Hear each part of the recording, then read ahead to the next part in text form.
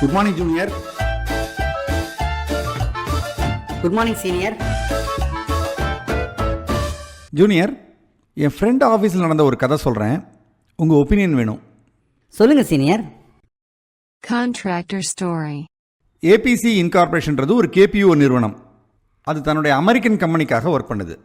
சென்னையில் அதனுடைய தலைமை ஆஃபீஸ். அதில் ஒரு கான்ட்ராக்டர் ஜாயின் பண்ணுறாரு. வெல்கம், இன்னிலேருந்து உங்களுக்கு 3 மாதம் கான்ட்ராக்ட் வேலிட். நீங்கள் நல்லா ஒர்க் பண்ணிங்கன்னா உங்களை ஃபுல் டைம் எம்ப்ளாயாகவும் நாங்கள் எடுத்துக்கிறோம். Thanks sir, thanks for the opportunity.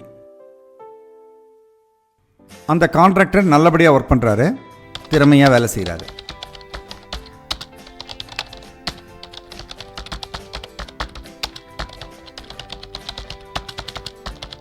மூன்று மாதம் முடியுது. ஹெச்ஆர் கிட்ட போகிறாரு. சார், என் கான்ட்ராக்ட் இன்னையோட முடியுது, எக்ஸ்டெண்ட் பண்ண போகிறீங்களா, இல்லை ஃபுல் டைம் எம்ப்ளாய்மெண்ட் ஏதாவது ஆப்பர்ச்சுனிட்டி இருக்குமா? இல்லை உங்கள் கான்ட்ராக்டை எக்ஸ்டெண்ட் பண்ணுறோம், நோ நீட் டு வரி, நீங்கள் ப்ரொசீட் பண்ணுங்கள். சார், அக்ரிமெண்ட்லாம் சைன் பண்ணமே, அதெல்லாம் நான் அப்புறம் அரேஞ்ச் பண்ணுறேன், நோ இஷ்யூஸ், நெக்ஸ்ட் வீக் பார்த்துக்கலாம், நீங்கள் ப்ரொசீட் பண்ணுங்கள். கான்ட்ராக்டர் தொடர்ந்து வேலை செய்கிறார்.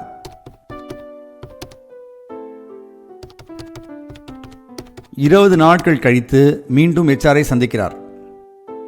சார், என் கான்ட்ராக்ட் எக்ஸ்டெண்ட் பண்ணியிருக்கீங்க, எக்ஸ்டென்ஷன் பேப்பர்லாம் எனக்கு எதுவும் வரல, கான்ட்ராக்டில் சைன் பண்ணல. நாட் டு வரி, நீங்கள் ப்ரொசீட் பண்ணுங்கள், நான் பார்த்துக்கிறேன். அடுத்த சில வாரங்கள் கழித்து ஹெச்ஆர் கான்ட்ராக்டரை அழைக்கிறார். உங்கள் கான்ட்ராக்ட் இந்த வாரத்தோடு முடியுது, உங்கள் பேமெண்ட் பேங்க்குக்கு வந்துடும். Thank you very much for all your work. Sir, நீங்கள் ஃபுல் டைமாக ஆக்குவேன்னு சொன்னீங்களே சார்? ஆமாம், சொல்லியிருந்தோம், பட் அதுக்கான ஆப்பர்ச்சுனிட்டி இப்போ இல்லை. இந்த வாரத்தோடு உங்களுடைய கான்ட்ராக்ட் முடியுது. Thank you very much for all your work, you can leave now. ரொம்ப அநியாயம் பண்ணிட்டாங்க. இந்த கம்பெனிக்காக கடுமையாக உழைச்சிருக்கேன், ராத்திரியும் பகலுமா உழைச்சிருக்கேன், எனக்கு ஃபுல் டைம் எம்ப்ளாய்மெண்ட் கொடுக்கல, யூஸ் அண்ட் த்ரோவே மாதிரி பண்ணிட்டாங்க. இவங்களுக்கு ஒரு பாடம் கற்றுக் கொடுக்கணும்.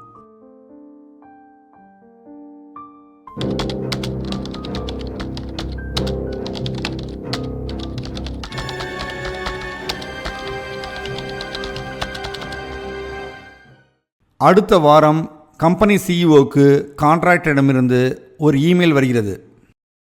வணக்கம், உங்கள் நிறுவனத்தில் நான் கான்ட்ராக்டராக கடந்த 4 மாதங்களாக பணி செய்திருந்தேன். உங்களுடைய ஹெச்ஆர் எனக்கு ஃபுல் டைம் எம்ப்ளாய்மெண்ட்டுக்கு கமிட் பண்ணியிருந்தார், ஆனால் அவர் அதை செய்யலை. உங்கள் கிளைண்ட்டோட முக்கியமான டேட்டா எங்கிட்ட காப்பியாக இருக்குது. அதை உங்கள் கிளைண்ட்டுக்கு அமிச்சா உங்கள் கான்ட்ராக்ட் கேன்சல் ஆகிடும். நான் காம்பன்சேஷன் எதிர்பார்க்குறேன், தருவீங்கன்னு நம்புகிறேன். ரெகார்ட்ஸ். இந்த கான்ட்ராக்டர் நமக்கு த்ரெட்டன் பண்ணுறாரு, நம்ம டேட்டாவை காப்பி எடுத்து வச்சுருக்காரு. இதனோட இம்பேக்ட் என்னவாக இருக்கும்?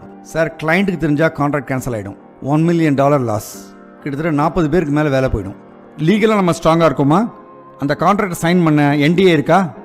இல்லை சார், கான்ட்ராக்டர் வாயாளர் தான் எக்ஸ்டெண்ட் பண்ணோம். அவருடைய கான்ட்ராக்ட் 2 மாதத்துக்கு முன்னாடியே லீகலாக முடிஞ்சு போச்சு.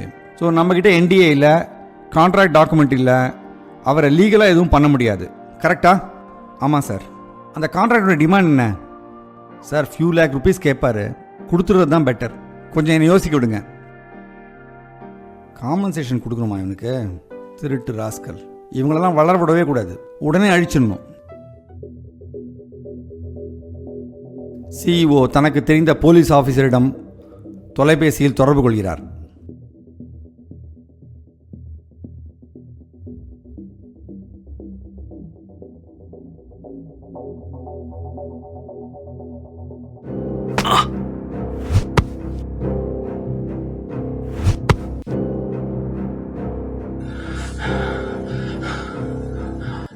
சார், தப்பு பண்ணிட்டேன் சார், மன்னிச்சிருங்க சார், என் டேட்டாலாம் கொடுத்துட்றேன் சார், இனிமேல் இது மாதிரி பண்ண மாட்டேன் சார், மன்னிச்சிருங்க சார்.